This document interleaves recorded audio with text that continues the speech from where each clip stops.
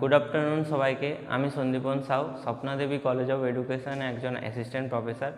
আজকে আমাদের যে আলোচনার বিষয় সেটা হচ্ছে ডিফার্ম, যেটা আমরা ডিপ্লোমা ইন ফার্মাসি জানি।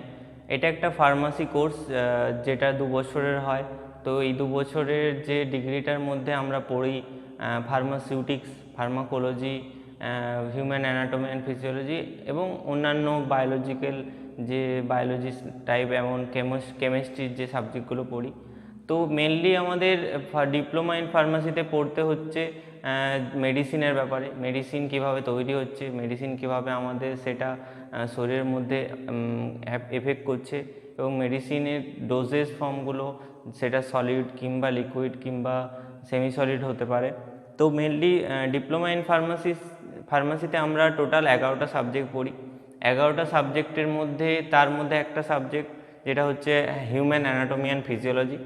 হিউম্যান অ্যানাটমি অ্যান্ড ফিজিওলজিতে মেনলি আমরা পড়ছি অ্যানাটমি। যে অ্যানাটমি মানে হচ্ছে আমরা কোনো অর্গানের যে স্ট্রাকচার, কোনো অর্গান কীভাবে অর্গানের স্ট্রাকচারটা মেনলি বোঝাচ্ছে, এবং ফিজিওলজি মানে সেই অর্গানটা ওই সিস্টেমের মধ্যে কীভাবে কাজ করছে, তার ফাংশন।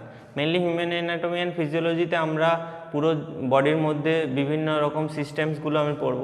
সেই সিস্টেমসের মধ্যে রয়েছে ডাইজেস্টিভ সিস্টেম, রেসপিরেটরি সিস্টেম এবং অন্য আরও অনেক সিস্টেম আছে, যেমন লিম্ফ্যাথেটিক সিস্টেম, নার্ভাস সিস্টেম এবং রিপ্রোডাকটিভ সিস্টেম, অনেক সিস্টেম আছে। তো মেনলি একটা সিস্টেমের মধ্যে কি পড়তে হবে, সিস্টেমের মধ্যে যেমন ডাইজেস্টিভ সিস্টেমের মধ্যে কোন কোন অর্গান আমাদের যুক্ত আছে, সেই অর্গানগুলোর অ্যানাটমি পড়তে হবে। অ্যানাটমি মানে স্ট্রাকচারটা পড়তে হবে, এবং সেটা কোন লোকেশানে, হিউম্যান বডির কোন লোকেশানে আছে।